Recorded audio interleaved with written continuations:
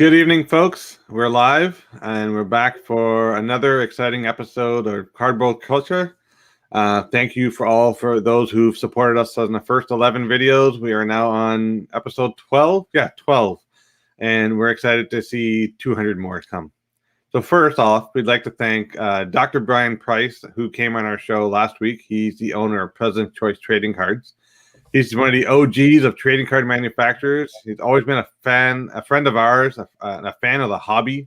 I'm really grateful he could come and talk with us live and share those passionate stories. There were so many moments where Kent and I kind of just paused and just let him go and talk because there's so much valuable content there that didn't want to pause him there. So today we're really excited about our guest for tonight's show, and I'm going to let Kent do the honor to introduce his very dear friend. I'm happy to announce for our guest for tonight's show, a man whose hobby journey has taken him from Beckett Media, Donruss, back to Beckett Media, on to his current role. The face of Panini America for the past decade, if not longer. We are honored to have him with us this evening, Tracy Hackler. Welcome, Tracy. Kent, Amit, it's a pleasure to be on with you gentlemen. Following Dr. Price is a tough act, but I'm going to go down swinging trying to do it. But no, I appreciate the opportunity and look forward to just talking to you guys. Awesome. So one of the themes we've come up with just most recently, which a lot of people have seemed to enjoy, was actually get to know the people behind the faces they see on social media and whatnot. So for you, Tracy, can you give us a foray into what your childhood was like? When did you start collecting, and what did you collect when you first started into the industry? Yeah, so I started collecting, I'm 51, so which is real old. I understand that. But my brother Tim and I grew up collecting. I started, I think, 77 or 78. My brother was 3 years older, and we lived in Arlington, Texas, which was at the time home of the Texas Rangers, not far from the Dallas Cowboys, and we were big sports fans. And so we kind of gravitated toward sports cards just because back then we didn't have 24/7 access through social media or websites to kind of learn about the players that we love to watch. And so trading cards obviously provided that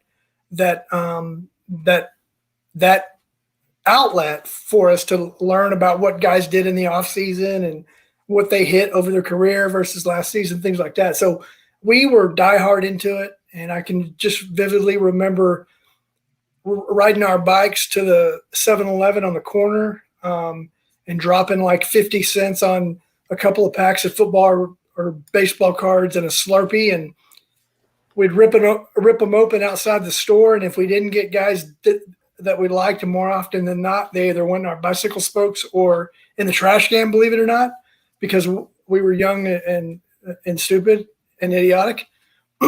And we didn't know what the future held for us. But ever since then, I mean, we were hooked, and then we kind of went through that normal life cycle of a collector from that time when you collected it until it became uncool to collect, and you started middle school or high school, and you discovered relationships and friends and hanging out, and you were playing the sports or doing some other extracurricular activities, and you kind of put collecting to the side, and then went to college and still collected in college a little bit, and kind of just have been hooked on it from a real early age, and have been fortunate enough and blessed enough to be able to make a career out of it, which still blows my mind every day.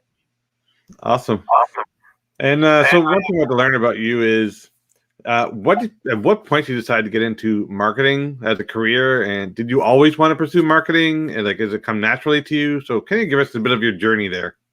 Yeah, so I grew up. I knew from about my sophomore year in high school that I knew I wanted to work in sports, but I knew that I wasn't talented enough to do sports on the field past high school. I'm a realist. I'm also an optimist, but a realist as well. And so I started taking an interest in sports journalism and that's what I wanted to do. And what I majored in college was journalism. I worked on the high school newspaper, 10th, 11th, and 12th grade. Went to college to be a journalism major, English minor, and always wanted to be a sports writer.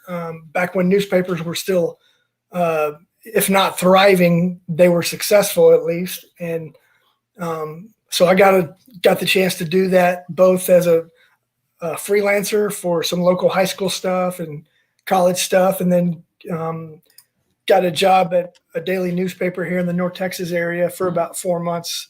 But prior to that summer before, I'd had the opportunity to intern at Beckett Publications at the time, and then left that internship, got married, went to work for the newspaper, and then 4 months later or so, Beckett called and said they had a full-time opportunity for me, and I think I was there before Pepper Hastings hung up the phone, and kind of that's how the journey started. And I really relished the opportunity and tried to take advantage of it at Beckett, creating content for the printed magazine and then eventually online. And through that process, obviously I got the chance to meet a lot of different great people in this industry from other companies. Opportunity kind of came up with Donruss, and after I was at Beckett for 5 years and had done the editorial thing and had kind of moved up the chain a little bit and had never done marketing or advertising or PR, and felt like those were some pretty cool arrows to add to my quiver to round out my resume or round out my skill set. And so I did that, marketing, PR, advertising for 4 years. Had never done it, but dove in and really enjoyed that. And then went back to Beckett for some marketing and more content creation. And then 6 years into that, Mark Warsop, the CEO at Panini America, called and said, "We think we have an opportunity that you might like." And he goes, "You want to meet for lunch?" And I said, "Of course." And that was 10 plus years ago. And I've never regretted it and have had a blast these last 10 plus years, and really my whole career. I mean, I don't literally have to pinch myself every day, but figuratively, I often find myself like amazed that I get to do this for a living, and hope I can continue until I can't do it anymore. What's really interesting is I didn't think about this till just now, but you're from the Dallas, Texas area, right? So Beckett's there, Panini's there, all the manufacturers there. Like, for someone like us who are cardboard nerds, like, I'm just thinking, wow, imagine if you grew up in Texas, Kent, and you're like sitting there like, we can just drive by the Beckett building and drive by the Panini building and drive by the manufacturers. We could see the whole hotbed there. Like, do you ever get a sense, do you really understand the gravity of where you are and what it offers to the world in terms of a hobby? Like, does it ever hit you when you're driving around and working? Yeah, absolutely. I think, like with anything, when you're surrounded by things like that, you probably tend to take it for granted. But I remember one of the stories I worked on early in my career at Beckett was kind of that very premise of, and it was actually Grand Prairie at the time, which is right by the airport. And it was like Pinnacle and Playoff and Beckett and all these companies were kind of in this tight little area, and ProSet back in the day started here. And, but really a convergence of a lot of big time kind of influential visionaries, Dr. Beckett and Blake, who started a Score and then Playoff and ultimately became Donruss. But yeah, I do think about that and how, had these companies not been here in Dallas, I don't know that I would have ever had the chance or been willing to relocate to work for them. So again, it's something that I'm thankful for, but after a while, I probably do take that for granted a little bit. For sure. And I think it's interesting because, and I wanted you to comment on this. So a lot of you folks in the industry have probably crossed paths in Beckett or Panini. Like, you're probably around a lot of people. And you're like, oh, I know that person from here, and I met that person here, and you could probably almost have a coffee and talk to 6 or 7 different people who touch 6 or 7 different segments of our hobby in very important ways. Yeah, man, it's the thing that's always made and I'm sure this is the case with any profession or any career, it's always the people that make it so special and memorable and worth it, right? And so I've just been so fortunate to be surrounded by great men and women who have kind of molded me and made opportunities, took chances on me when they didn't have to. And so I just always try to keep that in mind. Even when things are going crazy and we're working on 10 different things, I always try to remain mindful of the opportunities that I was lucky enough to be given, and try to pay that forward as much as I can to anybody that I have the chance to do that with. But yeah, man, that's the hardest part about leaving any of these stints I've had, is leaving the people that you grind with all hours of the night in some cases, and on the weekends in the trenches. Leaving those people to start a new job is can be pretty harrowing. But the thing with me and my boomerang existence is that when I left Beckett, I got to work with people I knew at Donruss. When I came back to Beckett, I knew all those people. And then when I went to Panini, I knew most of those people. So I've been really, really fortunate that way. That's awesome. So one quick question about Beckett, though. Because Beckett has evolved quite a bit since when you were there. Can you chat a little bit about the evolution of Beckett as you see it, and how it's evolved from when you went there till now? Yeah, man. Beckett was obviously the Bible. Everybody talks about the Bible, and a lot of people wouldn't dare move any of their cards until the Beckett came out every month. Right. And so when I didn't even know they were in Dallas until sometime in my, I don't know, first or second year in college. I was in the local hobby shop, which was at the time Bunt, Punt, and Dunk sports cards. Talking to Ken Green, who was the owner. He was a great dude who would end up going to be a substitute teacher for both of my kids, which is crazy. But I remember reading a Beckett in his store and looked at the staff box, and I'm like, man, they're in Dallas? And so anyway, I applied to be an intern one summer, didn't get a sniff, and then the next summer I was an intern. But yeah, that's where, when I started there back in 95, I mean, it was still like a really thriving magazine with spell checkers and fact checkers and things like that real kind of magazines in New York had. And so it was just a great experience. Great people who I'm still really close with today were kind of training me, but it was about the stories and the hobby news and information.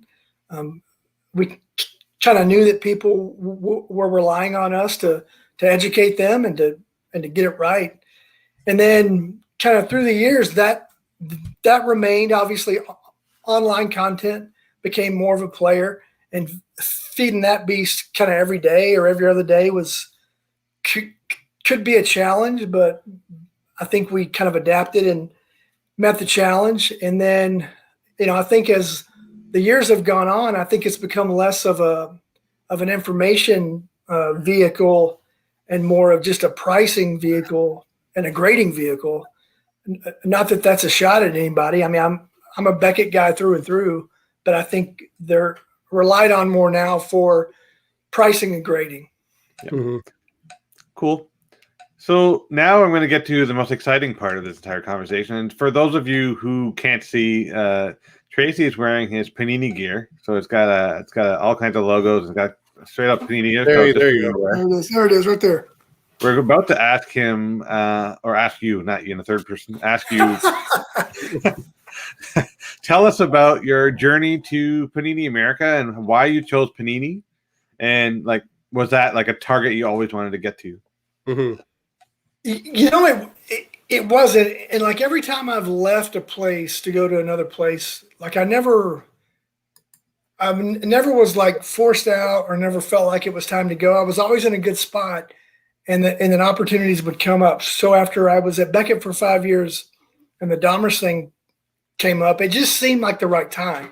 I wasn't itching to leave. I wasn't looking to get out, but it just kind of opportunity presented itself, and it felt like it was a good time to learn other parts of the industry, of the business.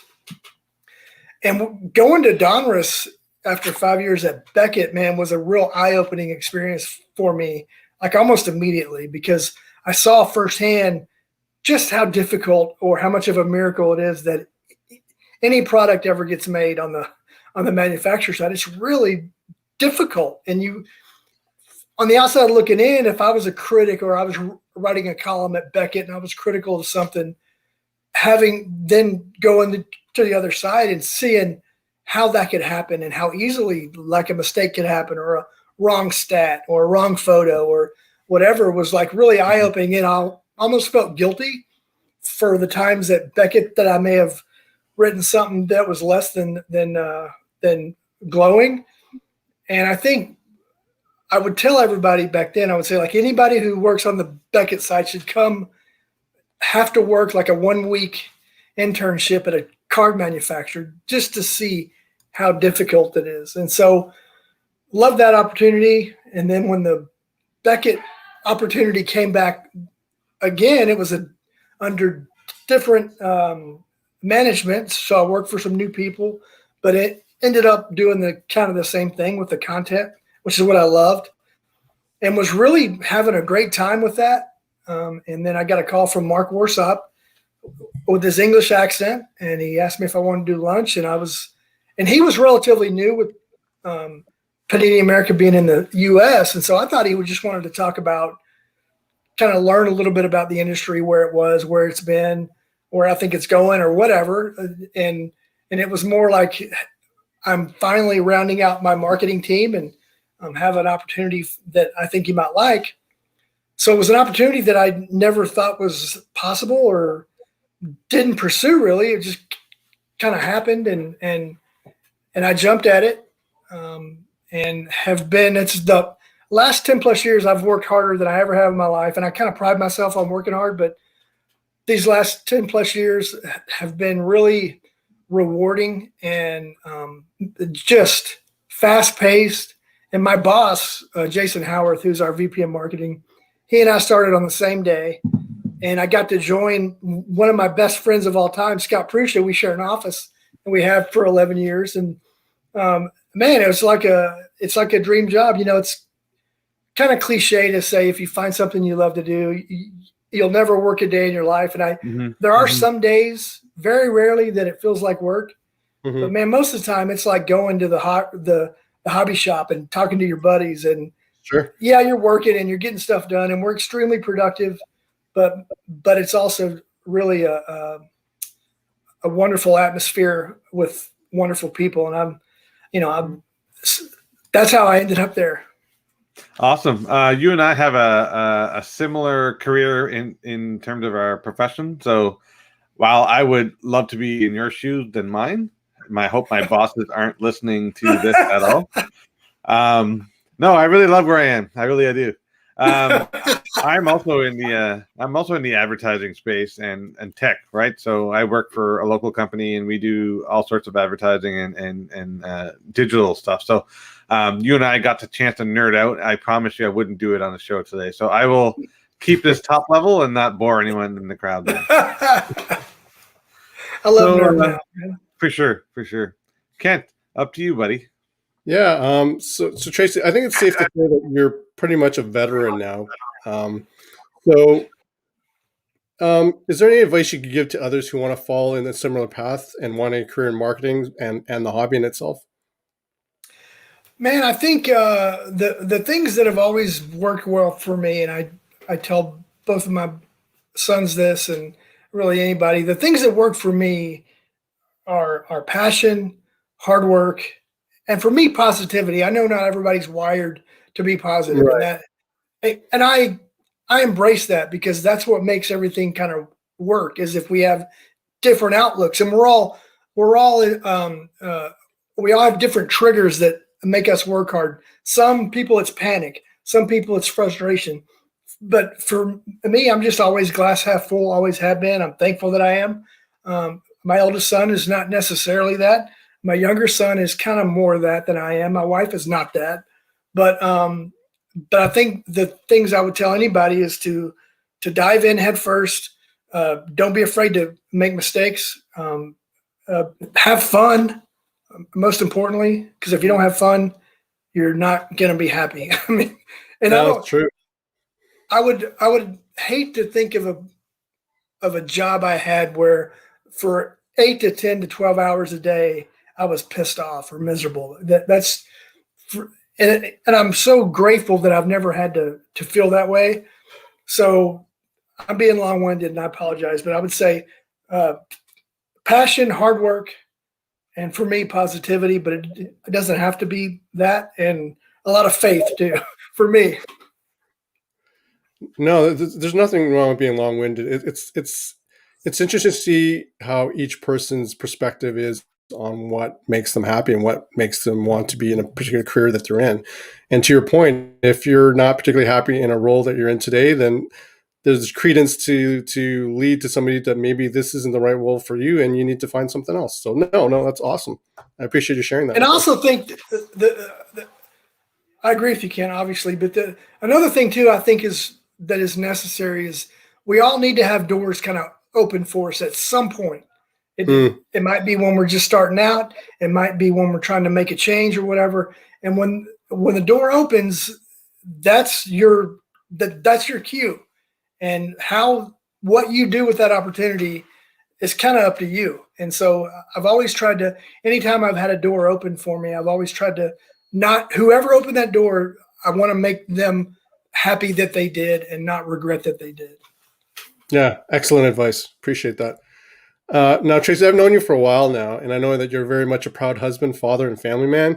So working for a company and in a marketing role that involves you, at times traveling, what do you do to ensure that your family gets the fair share of quality time with you, sir?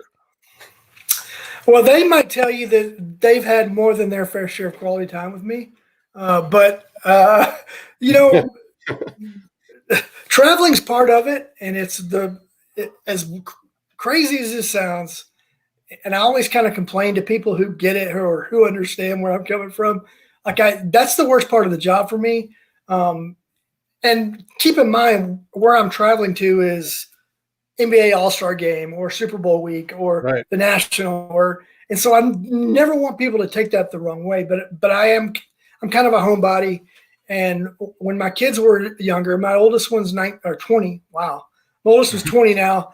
Younger one's 17, and so they're just about like all out of the house, and they're not going to care where dad is or when and all that stuff. But for those formative years, it was really tough, and I tried not to miss many games or many concerts, choir performances or whatever. And when I did, I was usually on FaceTime with, the wife holding the phone so I could hear them or watch them or whatever. And it's just part of the deal. But, I think it just, it underscores the importance of being there when you are home and always being present and just as long as they know that you're always there. And even when you're not there, but you're always, you got their back. You're a phone call away. My son's in college at SMU in Dallas, which is about 30 miles away, but he calls me quite a bit and we're always just a phone call away. So I complain about travel sometimes, but I shouldn't. But the only reason I do is because it's the family thing. And I never want to miss a day because, man, when I was like, 11, 12, 13, and your mom or dad would say, hey, time is going to fly. And you're like, whatever, I'm going to be young forever, And then you get to be old and you're like, mom or dad, you were right. Like time does fly. And so anyway, I just always try to be present. And the pandemic, for as much as it's dinged a lot of us and kicked us in the teeth, one of the best parts of it has been that I haven't had to travel in more than a year. So silver linings, I guess. And again, when I complain about travel to my buddies, it's not anything other than I don't want to be away from home any more than I have to be. Right. No, that's true. So speaking of your sons, so what do your sons think of your job, and do they think it's cool? And I know your sons play sports, but do they actually card collect as well? So they do think my job is cool. And I'm glad they do it because I think it is really cool. And I always tell like my friends who are accountants or who are salesmen, I always, when I'm talking to them, I kind of sheepishly talk about how at someday I'm going to have to go get a real job because they're doing real job stuff. They're doctors or some are lawyers, and I get to work with sports cards all the time. And Right. so both of my boys have kind of grown up with it.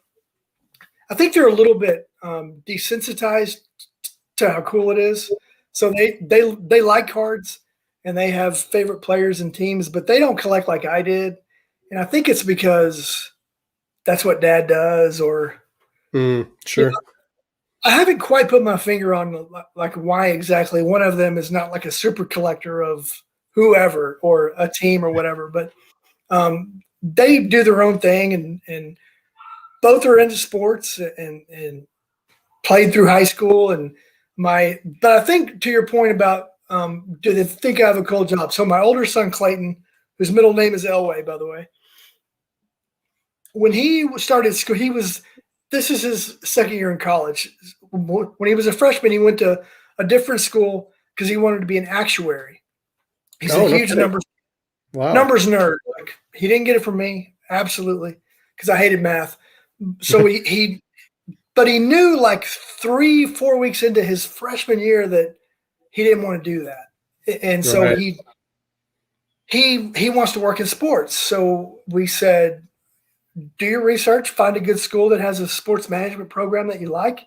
He found one that's really private and really expensive, but we supported him, and so he made the switch to SMU this year, and he's a lot happier. And so I think if I've taught them nothing else, I've at least taught him that you need to enjoy what you do, and it may not pay as much money sometimes, but man, it makes all the difference in your psyche and in your mentality. So he's majoring in sports management at SMU, and it's fun to hear him talk about how much fun his classes are and what he's learning. So, I think my job and the jobs I've had, I've been lucky enough to have, I think those have influenced his decision, and hopefully my younger one, they'll influence his too, but he's kind of his own, he's a little bit more creative and artsy than Clayton is. And so he may have a different path altogether, but I think that's influenced it. It's awesome. Thanks for sharing that, Tracy. Appreciate that. Oh, absolutely, man.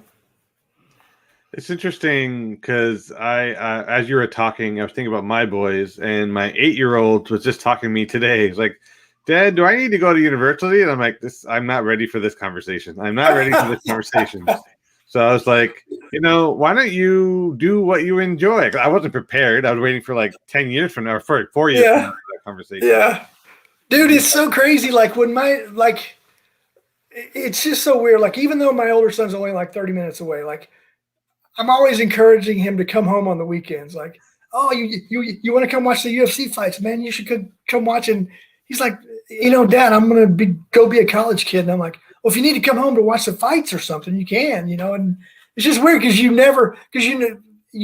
you're still in the time, or you have kind of at least a decade left to be with them. But I got no days left with him. So I'm like, come on back and watch the game or watch the Super Bowl. And he's like, Dad, I got to go to a Super Bowl party. And I'm like, oh, that's cool. But if you want to come home, you can. And so my wife's like, let him go. And I'm like, all right. But it's funny. Yeah, for sure. I'm not looking forward to the moment. I'll admit right now on live air, and this is taped when it goes on YouTube, I will not like it when they're gone and not hanging out with Dad. So I already know I'll miss that point. Yeah. So just relish every day. Like, I even tell like new dads, a good buddy of mine at work, Eric Van Voorhees, who works on our Panini Authentic and our online store. He just had a son about, I don't know, 5-6 weeks ago. And I've told him, like, dude, even at the 3 a.m., 5 a.m. wake ups and feedings, relish them, dude, because there's going to come a time that's not so far away when they're going to be gone, and they're not going to want to have anything to do with you. So enjoy even the teeth kickings, because you're going to miss them. I totally agree. So I'm going to go on a bit of a segue here. So we know that you like art, and there's apparently some self-caricatures done, and I believe there's one of yourself. So I'd like you to kind of share the story behind that sketch, and just for our audience to understand what that was all about. Yeah, so that was one that came up during my second stint at Beckett, and we were doing, I think it was issue 300 or something of baseball, I think. And they were getting like 4 to 6 different staffers, some who were still there, some who worked there in the early days, to kind of recollect on 300 episodes of Beckett baseball and their favorite moments. And so as part of that feature story, it was Bill Bridgeforth, who I'm still real close with, was the art director. And he thought it would be a good idea to do illustrations of all the staffers who were featured in the story.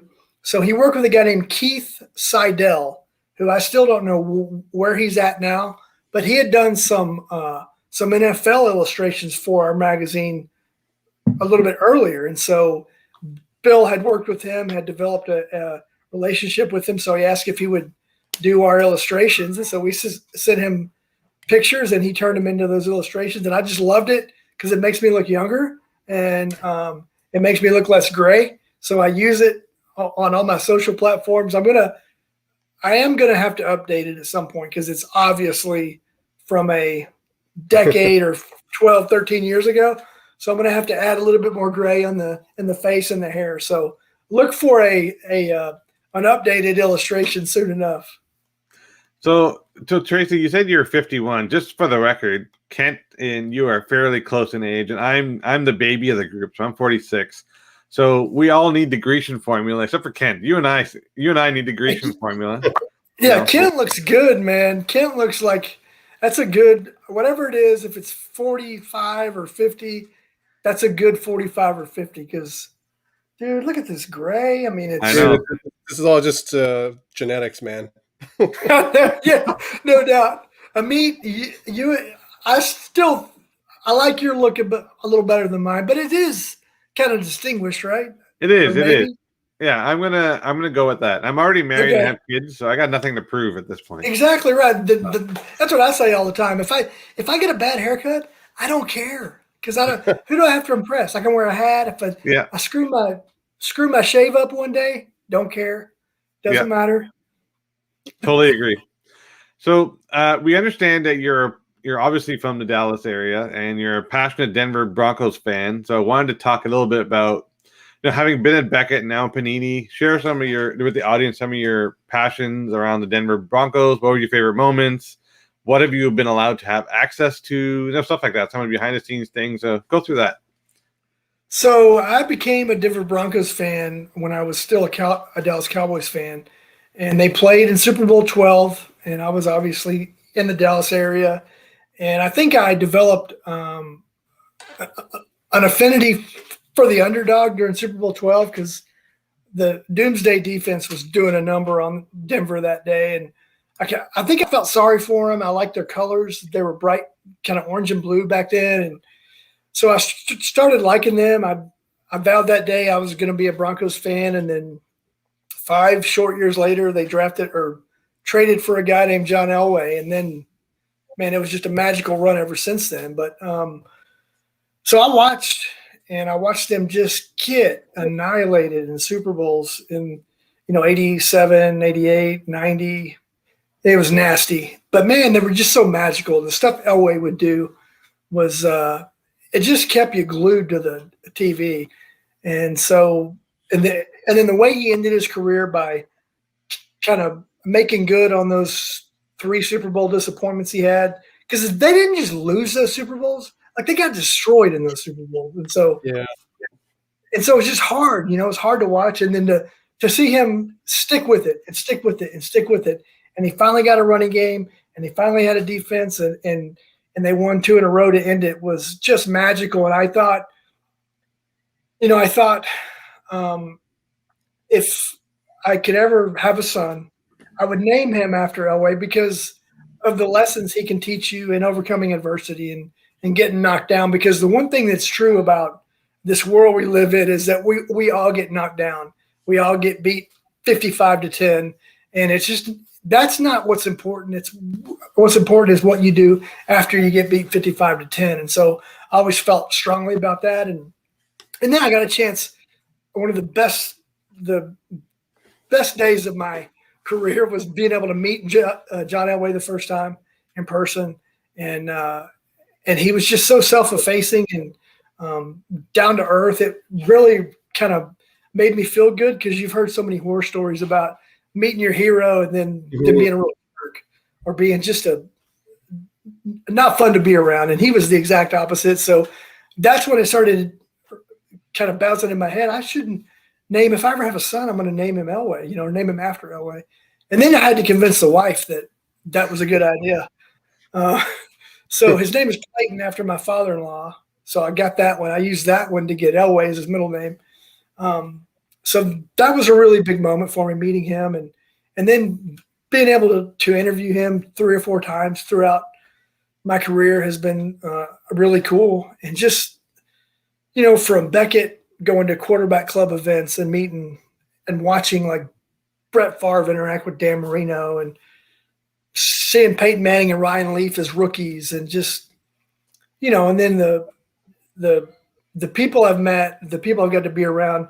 And then Panini is just a whole nother level, because we deal so much directly with athletes that we're always at events with them, and being able to interview Kobe Bryant or Andrew Luck, and those types of things I'll never forget, and will always be thankful, and always try to remember kind of what I was wearing and what the weather was like and what they said. And so there's just been so many of those moments, but I don't even know if I answered your question, Amit. You did. You actually made me think of other questions. I'm gonna deviate a bit here. So Sure. One is, I want to ask you about your interaction with Kobe, and then I want to ask you about an interaction with Elway. So first, let's talk about Kobe. What was he like to talk to you?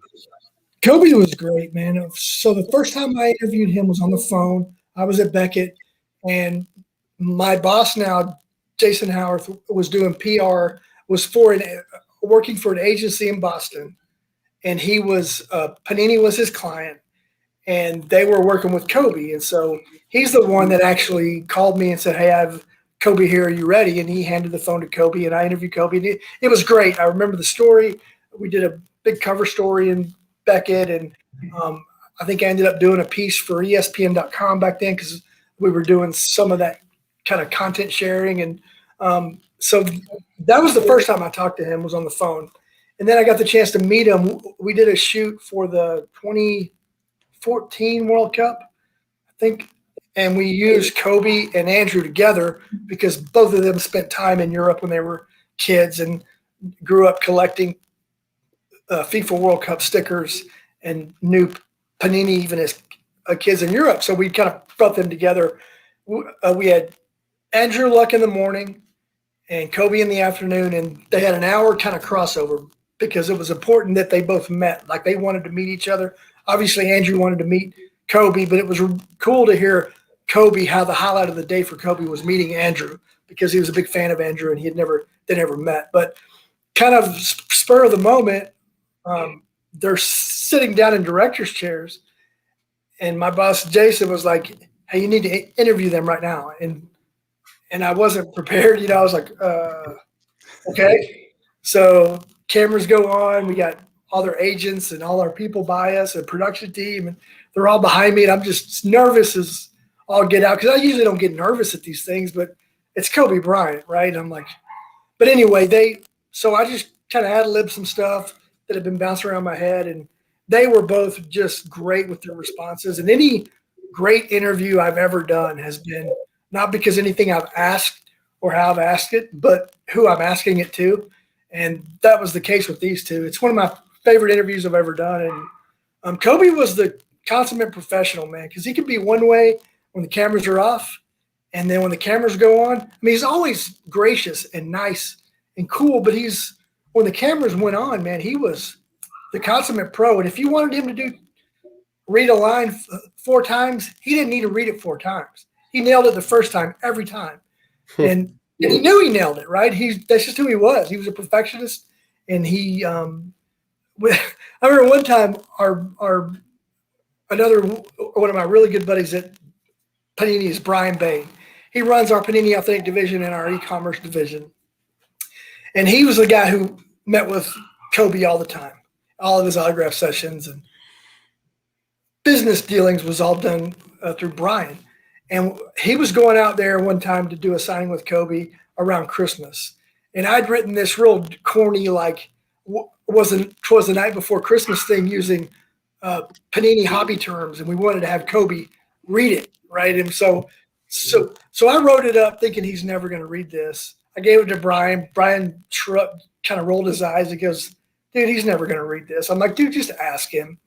Yeah. So he comes back from California and he shows me the video. And, dude, Kobe nailed it. It was the corniest thing. Like, it was the night before Christmas and all through the house. Something about Panini was jerseys and threads and all these things. And he just was perfect with it. And it's still on our YouTube. And we were even using it for many years as like our holiday greeting. And so, but that's who he was. And I asked Brian how many times it took Kobe to do that. And he said the first time. He did it the first time. He looked at it, he read it, and then he just rolled. And it was perfect. But that was Kobe. Awesome. That's a really cool story to share. I'm going to go back in time a bit. Well, it's actually Kobe was around that time, but I'm going to go back and we're a little before Andrew Luck.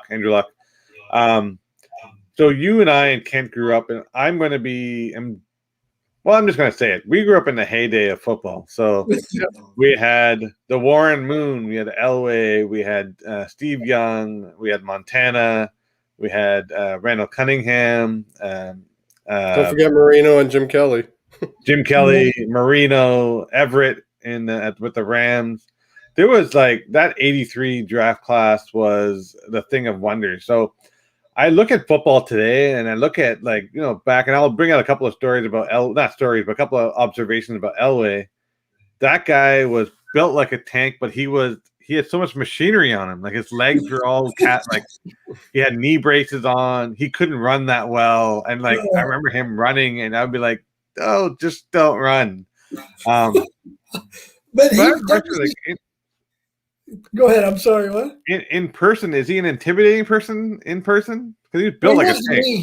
He was to me because I saw him differently, right? He was my guy. And so when I first met him, so nervous.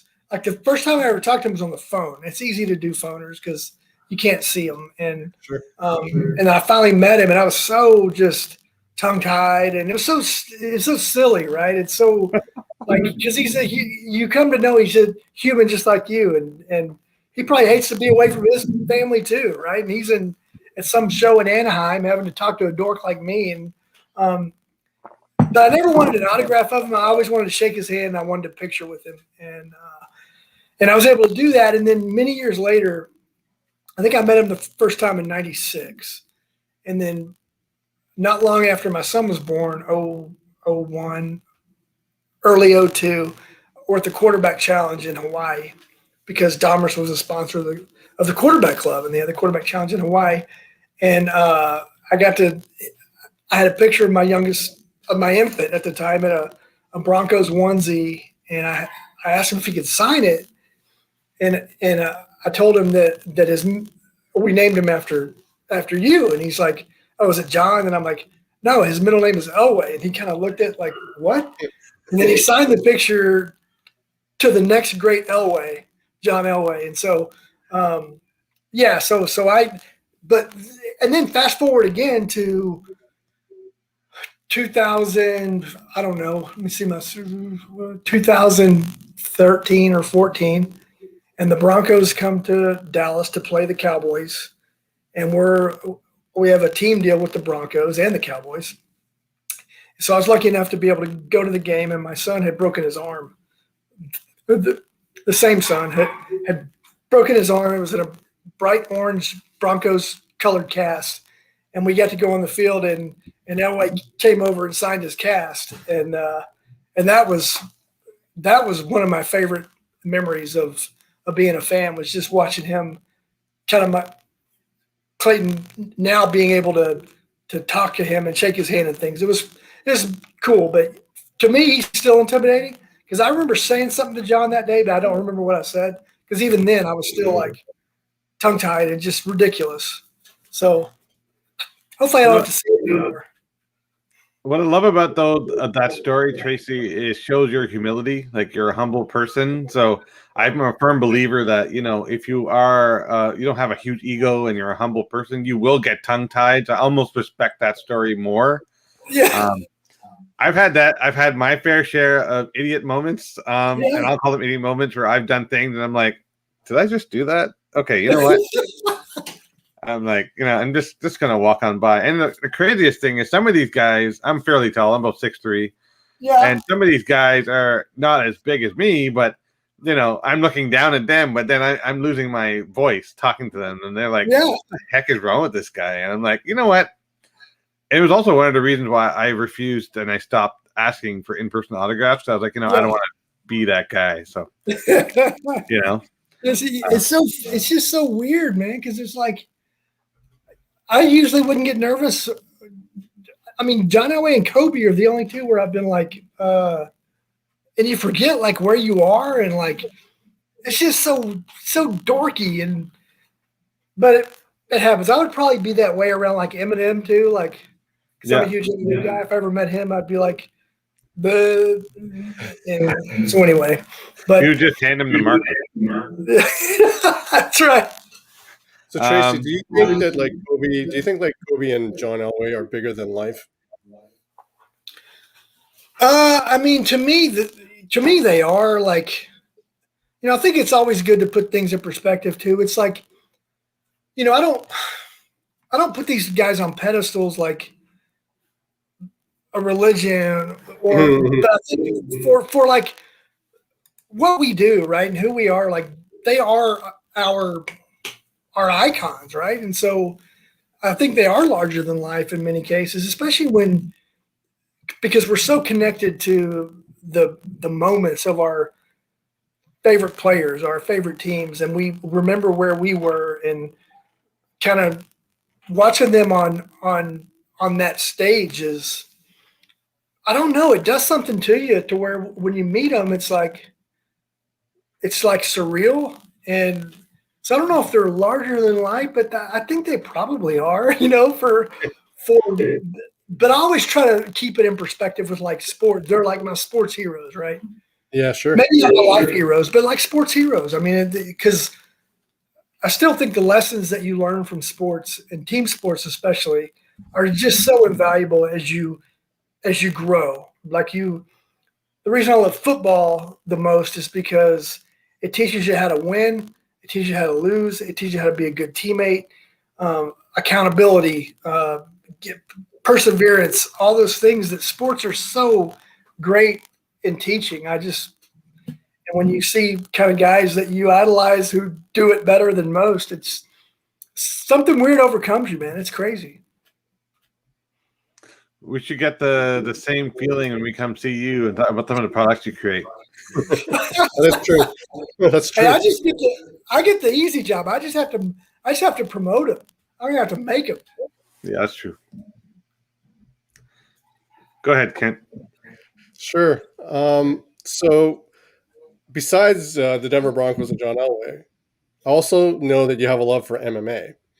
So what is it about that MMA that makes you a fan? And this will lead me to my next question. You must be thrilled that Panini is now the exclusive partner of UFC products. So can you explain the first question about you being a fan of MMA and then get into the whole exclusive with UFC? Yeah, so I grew up kind of in the mid 80s, early to mid 80s. I was a huge boxing fan and was big fans of guys like Hearns and Hagler and Purnell, Sweet Pea Whitaker, and Meldrick Taylor, and so many. And then Tyson came along, and it was like, man, this guy is different. And so just loved boxing. And then kind of the alphabet soup whole thing came in with all the different organizations and got watered down, multiple champions. And so I moved on, right?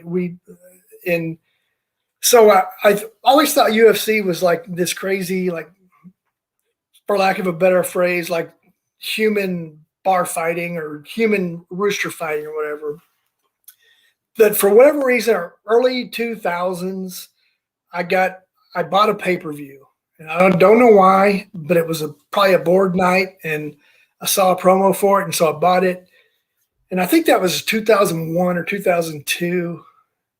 And I've gotten just about every one since because it was just so different than boxing. I was expecting 3-minute rounds, and man, just the excitement of the UFC as a combat sport is really unlike any other rush I get. The 5-minute rounds, the total package, right? You can punch, you can kick, you can wrestle, you can knee and elbow, and it's just so dynamic. And I really respect the fighters, males and females, who do it, because I would not be a good fighter. I just appreciate their fortitude and their abilities and their fitness levels and their acumen to do what they do, and the specializations of striking versus wrestling versus, it's just such a fun sport. So anyway, I fell in love with it back in the early 2000s, and I've been hooked ever since. And then, what you can kind of imagine my surprise, like I knew that we were probably interested in the UFC license if it ever came up, but I didn't. Mm-hmm. I never wanted to think about it because I didn't know if it would ever happen. And then when it kind of did, and Jason, my boss, was like, "You need to write a press release for our UFC deal." I'm like, "Huh?" And so I was like, "Okay, I can write a press release about that." And so anyway, it's been really fun. And now to know that our first UFC product, UFC Prism, will be out next week, next Wednesday in the hobby. I had the great opportunity to go to our production facility on Monday because they were packing it out, and I got to see some of the. It's just beautiful. I mean, Prism obviously is popular regardless of sport, but to see UFC stars on Prism is really cool. And yeah, I'm giddy, man. I'm really excited to see how people receive it. Will Griffin and Bonner have autos in it? Well, I can tell you for a fact that Forrest Griffin has one because I saw them pull one in QC Monday. So no he will have one. I saw a Chuck Liddell autograph in there. Ooh, nice. And then all the newer era fighters are in there. A lot of the women champions and women fighters. It looks great, and I'm excited to see how it performs. But I think it's going to do really well. And then tying in with Gray Galding, who's our Xfinity driver, he's racing in Talladega on Saturday before the big UFC 261, and we painted his car in a UFC Prism scheme that looks like a prism card with the light kind of refracting off of it. It looks really cool. I gotta look for that during that race. Yeah, check it out. Check out our Instagram. I think Gray's Instagram too. We have a time lapse of us wrapping the car. It looks really cool. And there's 4 UFC cards: Habib Nurmagomedov, Jon Jones, Amanda Nunes, and Kamaru Usman have cards on the hood. It looks really cool. So if y'all get a chance to head to our Instagram, our Twitter, you'll see a time lapse of video of it. It looks really cool. So I'm excited. GSP is in the set. Steve, I'm not sure about Anderson. Said that I just saw a question. I don't know why. That's the first one I've seen, but yes, GSP is in it. Anderson Silva, I don't think yet, but he will be. I'm certain. Steve is actually the owner of the Sports Card Expo, and very nice. On the virtual expo. So he's watching tonight. So hello, Steve, and thanks for asking that question. Yeah, hello, Steve. We love the Sports Card Expo. Yeah, we can't wait to a time when we could see you again because Kent and I were reminiscing with you. And we really do miss the Panini people that we used to know and talk to back in the day. Yourself, Scott. There's a couple other ones that we talked about last night. So it's been a long time, and we missed you guys up here, especially me and Kent, because we used to look forward to talking to you guys.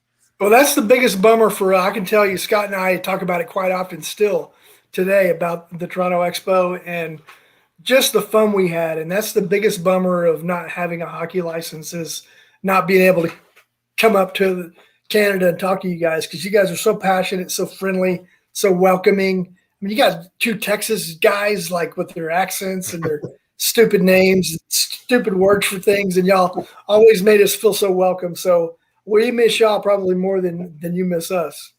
For sure. One day we have dreams. So one day I can't wait till you come back.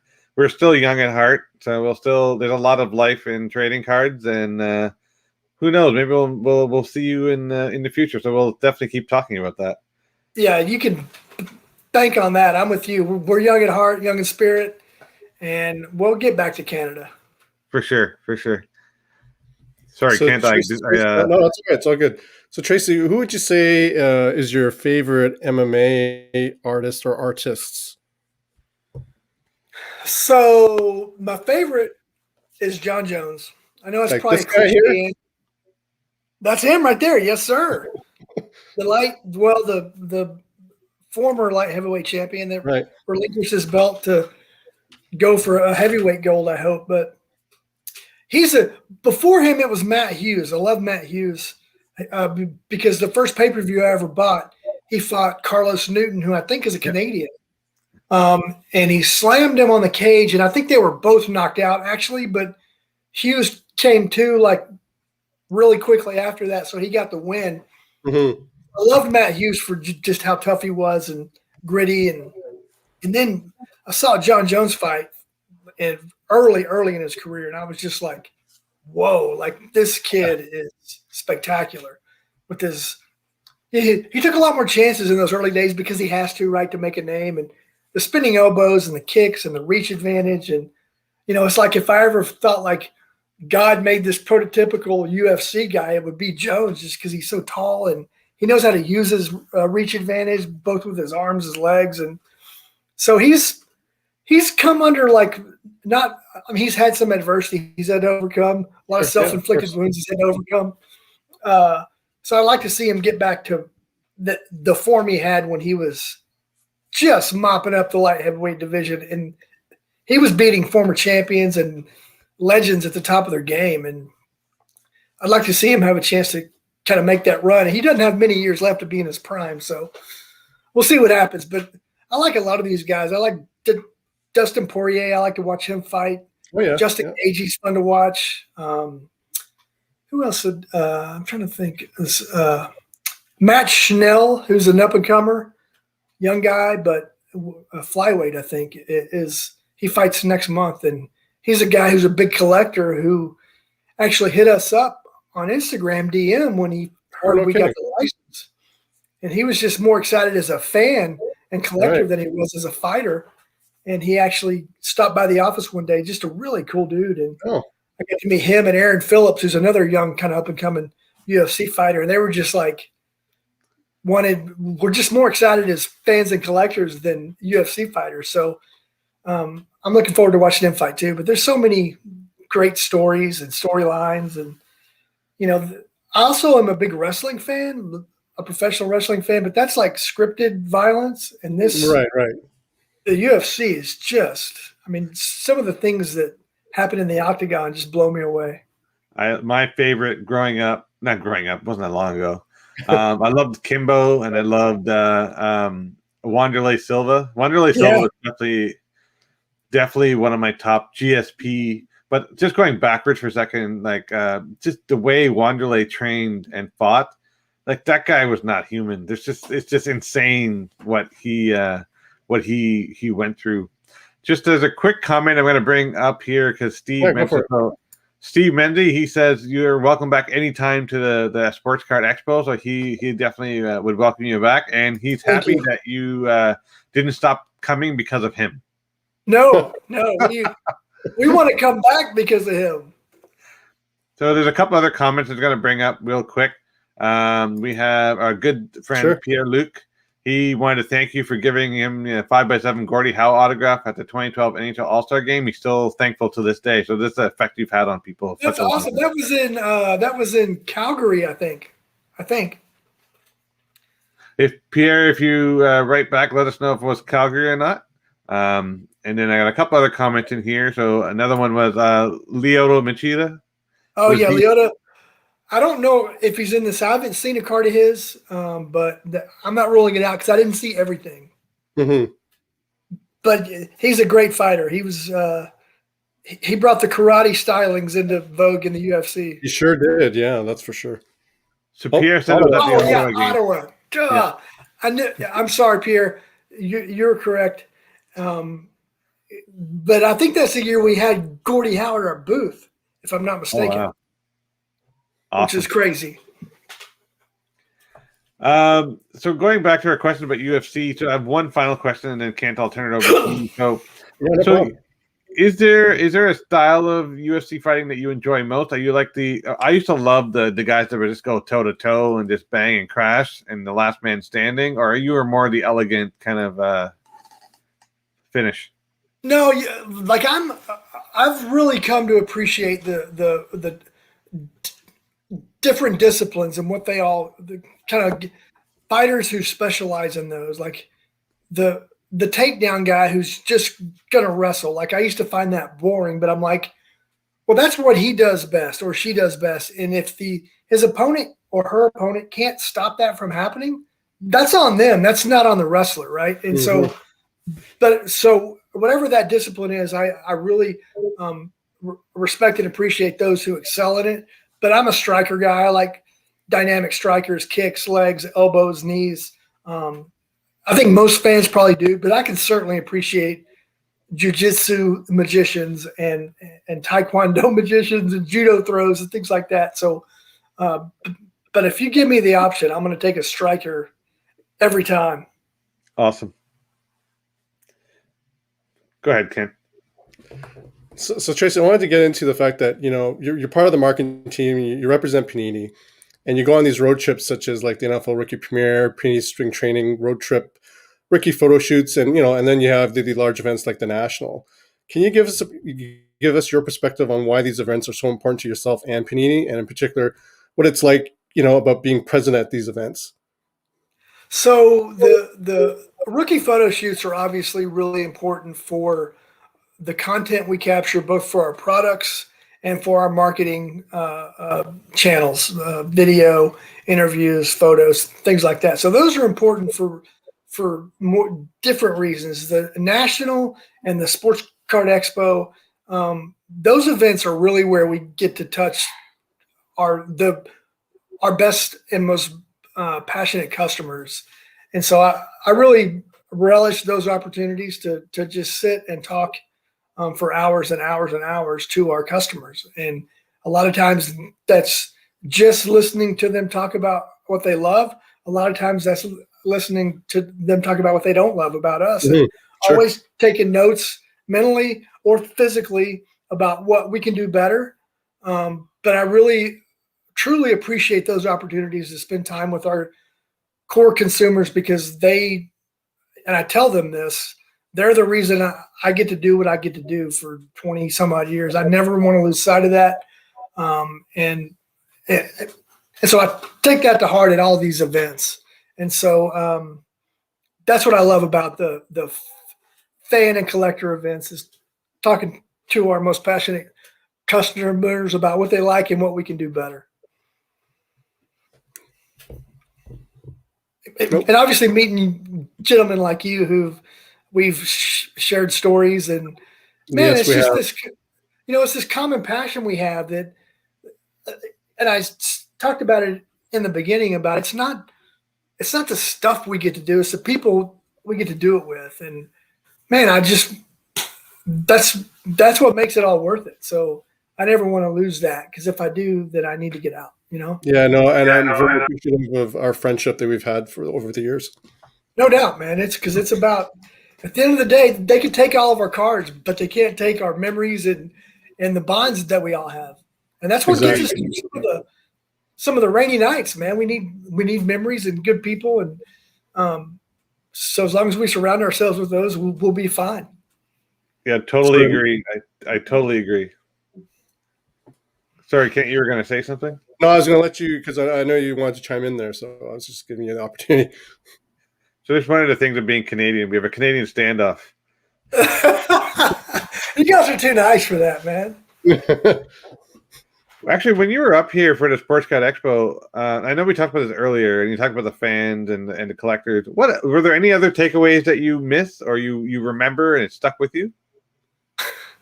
Yeah, there was so the first expo I don't think I went to. The first expo that we went, and Scott was there with the few, Alex Carbajal, who was at the time our acquisitions guy for hockey, and Scott had this idea that he would send back like these reports from the show, and he had like a fake earpiece in, and it was just real funny. And I would be back in the office, like recording the other side of it, and it was just that fun banter and just watching the Rapper Redemption packs being opened, and then everybody around like tuned in to what the people were pulling, and like being genuinely excited for them if they got a nice card, and then just the welcoming environment. I mean, it was like, because I'd never been to Canada before. Had I ever been? I think I crossed the border once or twice when I was visiting my brother and his family up in Western Washington. We'd gone into Vancouver, I think, one or two times, but no like significant time spent. And I would hear all these people come back from Toronto and just rave about Toronto. And I'm like, I mean, how great can it be, And then going there and being in that hall, wherever it was, it just felt warm, and there were like roasted nuts being like sold, and the smells. I just loved it, and loved the time that we had up there, both at the Toronto Expo and the various hockey events that we were lucky enough to attend. And I think one year with the Expo, we had the VIP party, and that was a lot of fun. That's right. Yes, you did. Yeah, that's right. So it was just cool because it's a part of the country I never thought I would spend a lot of time in, and then to hear people rave about it. I worked with Al Muir for the longest time at Beckett and also at Panini, and he would just rave about Canada all the time. Like, oh, it's just Canada, Canada, Canada. And I was like, oh my gosh. And then I get to go to Canada. I'm like, okay, I see maybe now he had a few points that were valid. So I just love the people and the environment, man. It was just a lot of fun, and I look forward to at some point getting back up there. For sure. So it's actually a good, you were mentioning content earlier, and actually you just reminded me of something. So you were instrumental in providing content for the Knights Lance, the Panini America blog page. And for everyone who isn't aware, and I'm surprised because I still get questions, like Panini America does have a blog, and it's called Knights Lance. So why don't you take the opportunity now to tell people about it? What was the inspiration to create it? How did you come up with the name? And what kind of work are you doing on it right now? Yeah, so that was actually one of the questions I asked Mark that day I had lunch with him. Is he told me about the job and how he was rounding out marketing, and I had asked him if content was a part of the plan, and he's like, yeah, you could do a blog or whatever. And then I'd also talked to Jason before we both started, but we both kind of knew we were going to start, and I told him about. We would talk about the blog and the importance of us being the conduit to our products and things that were coming, first looks and breaks and stuff, and kind of us being and that really being our PR vehicle, but not emailing a press release out, but doing a blog post, sharing the link with people, and if they wanted to repurpose the images or some of the content, that was great. It was just our way to communicate, to control the initial message, right? We're not trying to spin anything, but just to get us being the voice of what we're producing and what we're doing, and then it, in various ways, disseminates throughout the hobby through social and other blogs and things like that, and that's why it was intended. And it's been the lion's share of what I do on a marketing and communications standpoint for 10 plus years.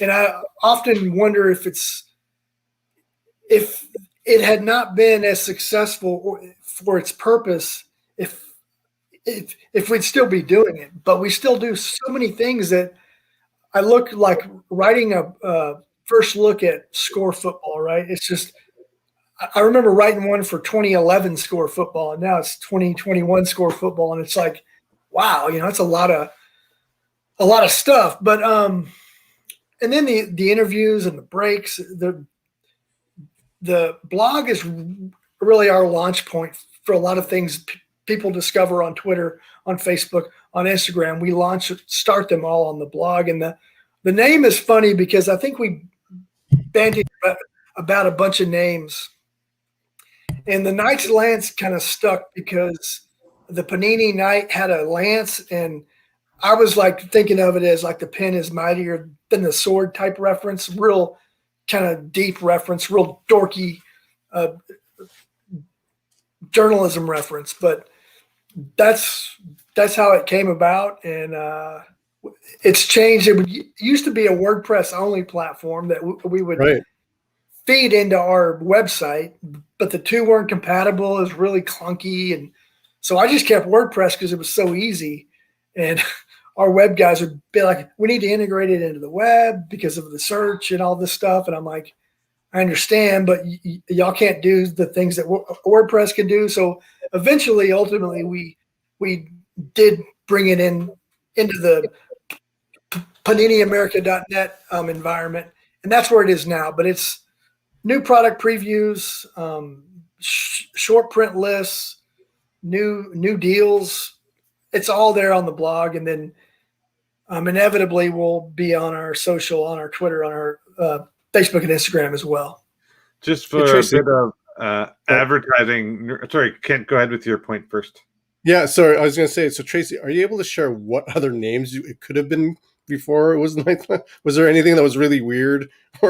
No, it was more like real I'm trying to think, like the Panini Post and real like stupid stuff. And the Knight's Lance was like, people were like, "What is that?" And I was like, "Well, because the Knight has a lance," and it was. And I bounced a bunch of names off Jason, and and he's particular about what he likes, and so he was pretty definitive on what he wanted, what he didn't want, and even the look of it. Like I think I started there in October, the month of October, and I don't think we launched our first blog post until like November because we were working on getting the infrastructure and the look the way we wanted it, the colors and all that stuff. But yeah, it's pretty rewarding to look back at where it started. And I mean, I haven't counted in a while how many blog posts there are on there, but my gosh, I mean, it's depending on what's coming out, like new releases or quality control galleries, or I mean, sometimes it's 10, 12, 14 posts a week, and then sometimes it could be 6. You just but whatever's happening, it's all usually there on the blog. How long has the blog been up? Oh, it started November of 2010, I guess. So the reason I asked that, because just so everyone's aware, a bit of, I guess, advertising, marketing, nerdism. So Google really likes blog content, right? So blog content is something that they index quite well. And because your blog's been around so long, it's got age to it. And that age gives it a lot of like credence. So I'm really proud that you guys have kept the blog going, and it's still used in perpetuity for all your different initiatives. Don't ever stop that, because it'll make the name go on forever.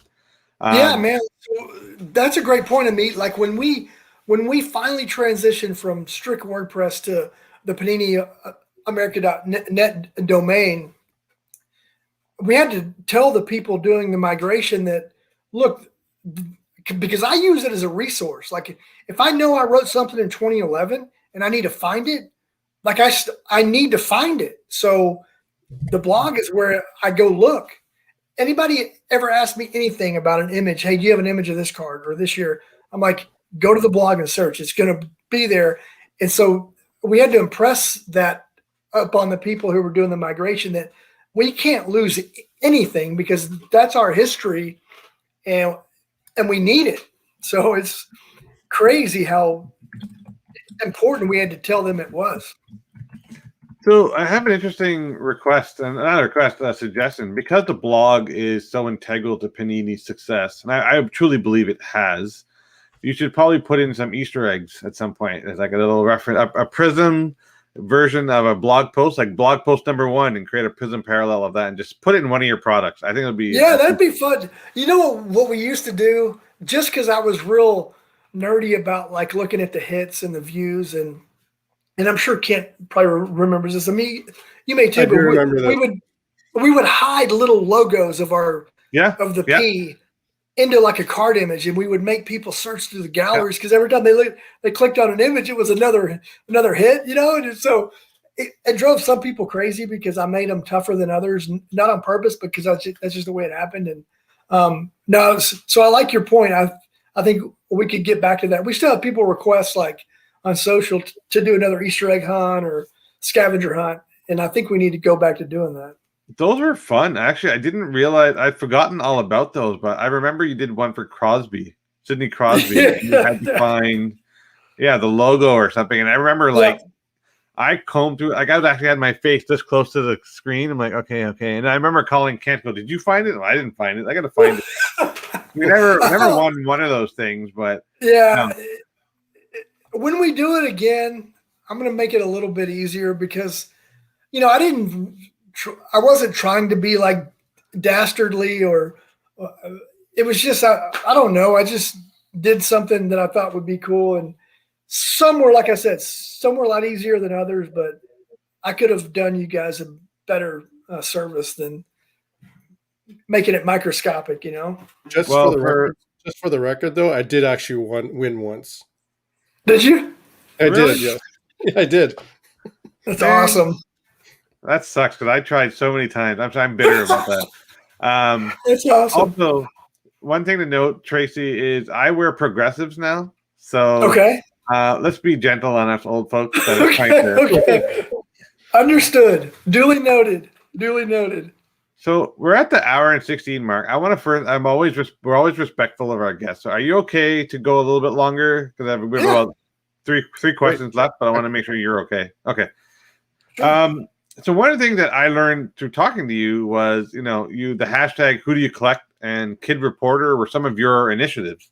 Panini actually was shortlisted for a Shorty Award for that piece. And I want you to talk about, that process. People don't know that you submitted an award for that piece, and you were the first people to come up with Kid Reporter for the Super Bowl. I didn't realize that was something that Panini had come up with, and that's pretty innovative. So please talk about that. Yeah, so the Who Do You Collect thing is really a passion point of my boss, Jason Howarth. He wanted something. I mean, he and I were real social centric when we started back in 2010, and so that was important to him. And we kind of talked about a bunch of different hashtags, but the one that he liked and that he came up with, and ultimately trademarked, believe it or not, was Who Do You Collect, and to see how much that's grown, and now it's used across the hobby. It's not just Panini stuff that pops up. Now, if you search the hashtag, you see all manufacturers, all types of cards, and that's cool. But that was something that was really important to Jason, and it worked, and we still use it. I mean, I think I post probably 98% of all of our social media posts, and I use it every time. Still. And so the same, and then the Super Bowl Kid Report, I don't know if we were the first company to do that, but we're certainly the first card company to do it. I think like NFL Play 60 or other initiatives might have had a Super Bowl Kid Reporter version, but ours was different in that we put entry cards in packs of our cards, and then the kids, I think 13 is the age limit, maybe 13 or 14.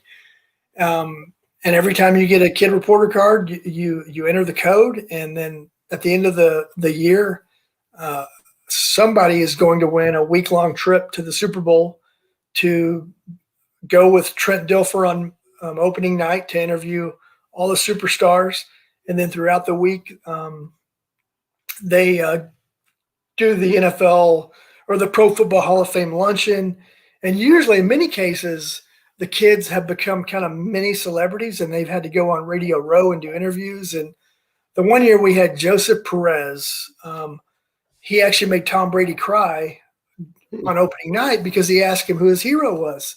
And Tom got really emotional, like uncharacteristically emotional, and talked about his dad. And that at the time, I think the world kind of found out then or the next day that his mom and dad hadn't been able to come to his games, and they were in ill health, I think, a little bit, and they've since bounced back. But it was an emotional time for him. And our kid reporter, Joseph, who I think was 7 at the time, got that out of him. And then, so that same year that we entered the Who Do You Collect hashtag for a Shorty Award, we also entered the Super Bowl Kid Reporter. Who Do You Collect didn't win, but the Super Bowl Kid Reporter did win. And it's another thing that we do every year. And that it's really the impetus for a lot of this stuff we do on Super Bowl week.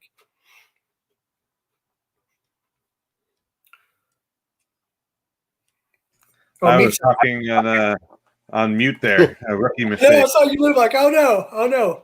What did I say? No worries.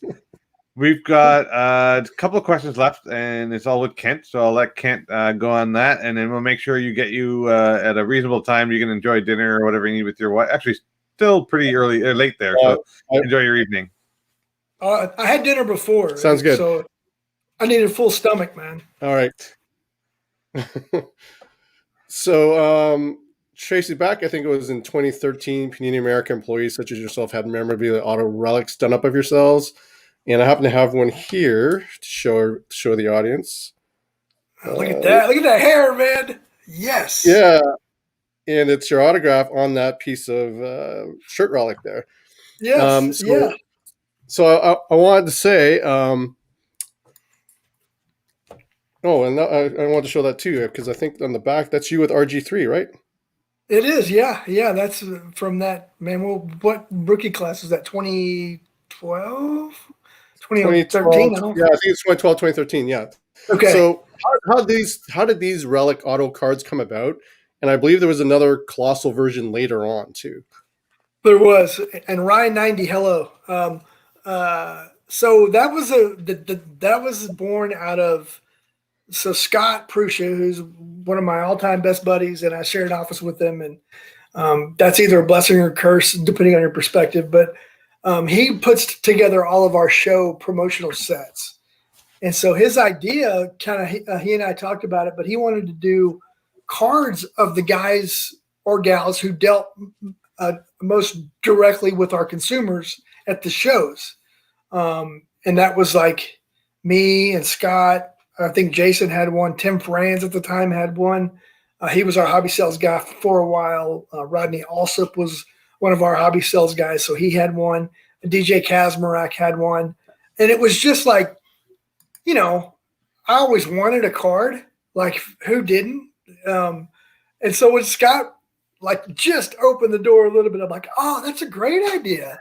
We should all. And so we did it. We wore a dorky shirt, and I think we made a video of the making of the employee cards that's on YouTube somewhere and on our blog as well. But yeah, man, that's how it came about. And so Scott made them, and then the brilliance of his idea was you had to pull a redemption card from the pack at the show, and that was the impetus to get people together. So if a guy pulled a Scott card, Scott had to come and sign the card for him there. So it was a way for us to kind of mingle and interact with people.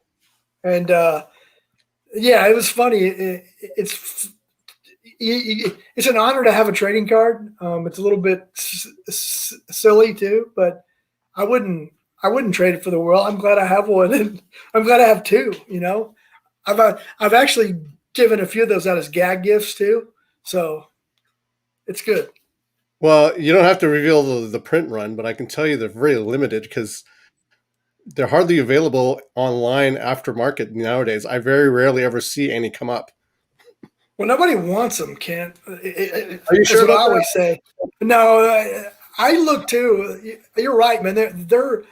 they're tough, man.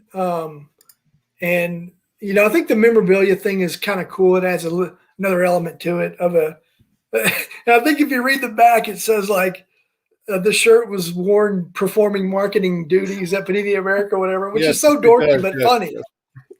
Yes, it does. But it's true. I mean, it's a marketing worn shirt card. No, it's awesome. I'm lucky to have one actually. So, well, I'm glad that you have one.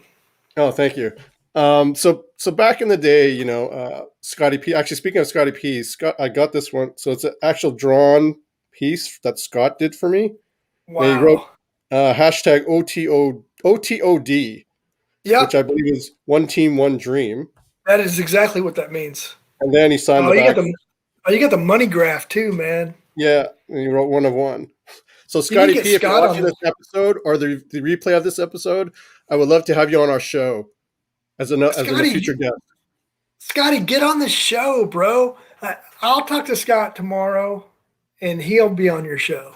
I would. Awesome. We would love that. And because I'm jealous, I'm going to send you a through the mail autograph for your autograph, and I'm going to get one from Scotty because I want one of those. So I'm gonna send you one. I just need your address. There you go. Email me your address, and I'll send you one. That would be amazing because that'd be a bucket list item. Because I've actually been thinking about getting the autographs of the people that make the products, and that would I got you, bro. I got you. Just send me your email. Email me your address. I'll get it in the mail tomorrow. Thank you, sir. You're welcome, man. Thank you for asking, man. You know how many? Nobody wants one of my cards. Very few people. I don't want to say nobody. Very few. Come on. I'm glad that Kent wants one. I'm glad Amit wants one. My wife used to want them. Maybe not anymore. My mom always wants one. Oh, there you go.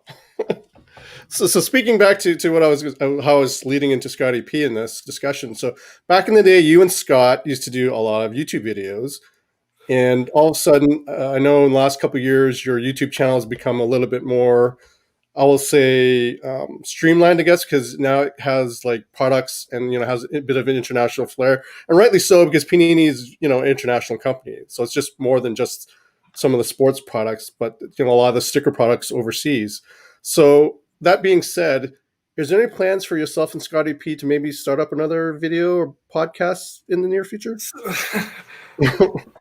Unfortunately, Jason's probably going to see this or hear about this. Jason has been on me and Scott to start a podcast for quite a bit, and it's my fault. I've been dragging my feet. We haven't done it, but we will at some point. But back in the day, we did a lot of video breaks. Yeah, for sure. And I love doing them. They're so much fun, and they're informative. We have the people making the products there in the building with us, and we can have them on. And that was kind of why we did those. And then it just became a bandwidth issue. And then it also, more products, more kind of responsibilities. And that was kind of the toy department of our job, was like having fun in breaks. The camaraderie was great. But it just became kind of burdensome to get product development in and to get us in. And if we made mistakes, we'd always have to start over. And it was just like, it just became kind of too much trouble. And then, but the real reason is like so many people now do breaks, and usually do breaks the hour a product goes live. And so the first look thing kind of goes away. And then that's also that's their specialty. The live breaks, the group breaks, other breakers, sure. That's what they do. And so I'd much rather let them kind of do their thing, and then we either amplify that or repurpose what they're doing and just let us do. We do have a lot more of our commercial spots on YouTube now, but you're right, Kent, and you're not the first person that I've talked to that said you should do more stuff like that, because that was fun, and it also lets people see the personality behind the company. And that's one of the reasons I really enjoyed doing it for so many years, was because you don't see all that stuff in a tweet or or in a Facebook post, you miss a lot of the personality and the kind of who the person is. And so I think we need to get back there for sure. So R90, I think he's talking about your podcast, so he wants it to happen. Yeah, he does. Ryan, you're right. And Jason, if he ever sees this, he's gonna call me into his office because I think we don't tell anybody. I think we even have a StreamYard subscription right now too. Because hilarious! In fact, we probably have like an overlay too for the podcast. We just don't have the podcast, but it's coming. It's coming. You know what, Tracy? I will admit that it was nice to see you and Scott back together last June, I think it was, for Palooza. You did? Yeah. We have a good chemistry, and I was the best man in his wedding, and he was there the day my kid had open heart surgery, and we have a bond that's unbreakable. We knew each other back at Beckett, and so there's just that history that we have together kind of really comes through. He's a buffoon, but I also am a buffoon, so we get along really well. I'm the yin to his yang. I'm the glass half full guy. You guys are like Laurel and Hardy, no? Yeah, we are. But none of us are straight guys, though, right? We're all we try to be the comics and not the straight man. So, but we get along well. One of my favorite episodes was the time we tried Vegemite on the. Oh, I remember that episode. I've never been the same since. I'll tell you that. Yeah, that's a tough one. You guys need to make a booklet card. I will give you credit though, that the fact that you guys actually ate that stuff. And you know why, dude? So Reese and Marco and our buddies Matthew over in Australia, right, got me hooked on Aussie rules football for like a few years because it was kind of in the NFL offseason, and I started playing it. And like a year into it, I got Scott to play in our Aussie rules football fantasy league. And we had a bet one week that if he beat my team, he had to the loser had to eat Vegemite is what it was. And Scott beat me. But in true sportsmanship, he said, okay, if you do it, since you have to do it, I'm going to do it with you. And we did it. And we didn't do it the right way, the way Aussies do it. They like spread a thin layer on toast with some butter. Yeah. We took spoonfuls of it, and it is not good. No. And honestly, no offense to anybody in Australia, I don't know how you guys eat that stuff. No offense whatsoever, because I know different parts of the world have different customs, and we actually did a break one time on a gondola in Italy too. Wow.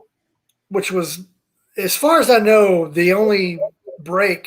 certainly the only break of Michael Jackson cards that has ever been done on a gondola in Italy. I'm certain of that. You just opened up a whole new theme on podcasting. You do from everywhere, the Great Wall, the pyramids. Actually, sorry, I'm gonna get nerdy again. I'll stop. So Tracy, we're getting towards the end of the show, and I don't want to keep you too much longer. But one of the questions I'm going to ask you is, if you had the ability to go back in time and visit your younger self, what advice would you give? It's a great question. I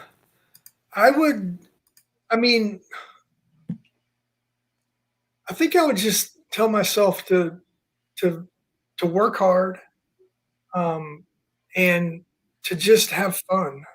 I've always been like a fun haver, for lack of a better phrase. I've always been like a real optimistic, a glass half full. But I think the thing that I would go back and tell myself is that kind of keep your head up, keep the faith, and work hard, because I wasn't the best student, man. Like in high school and even in college, I wasn't motivated. I just didn't know I didn't know how to get where I wanted to go. And And I don't really know why that was, but I was never very astute, a serious student, and that hurt me, and I regret that. But I was able to kind of overcome that. I think once I met my now wife and had like a vision, then it all kind of fell in place. And so I would just say, I would tell myself to work hard, don't take yourself too seriously, and have fun and have faith is what I would tell me, I think. Excellent. Awesome. So we're coming on probably just one of my favorite questions. At the end of every show, we always ask one question of our guest. We never want to hear the answer until the live show because we never know what it may come out. And that's kind of the beauty of what we're about to do. So I want to ask you finally, Tracy, what inspires you? I mean, the easy answer, the quick answer is my family inspires me.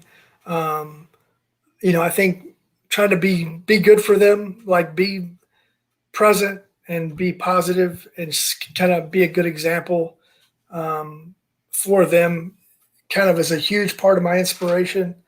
And just trying to be a good dude, man. Like just being good to people. And it shouldn't be something that we have to work at, right? Like it should be something that just comes naturally. Like no matter where it is, at the 7-Eleven, the guy holding the door open for you, you hold the door open for somebody, whatever. Just be good to people and always just being mindful of what I do or what I say, how that could impact somebody else. And knowing that you never know what somebody else is going through, right? So you just be good all the time, and you don't have to worry about what you said or what you did or apologizing because you're trying to do the best by them and by yourself. So I think that's probably a corny answer, but family, being good, and just trying to present my company, Panini, in the best way possible. Never embarrassing the company or my family, and having a good sense of humor is pretty inspirational too. Because some of the things that I hear about myself or I've read in the past is pretty funny. So, but I've got the skin to handle it. I'm not. Again, that's a long-winded answer. No, it's yeah.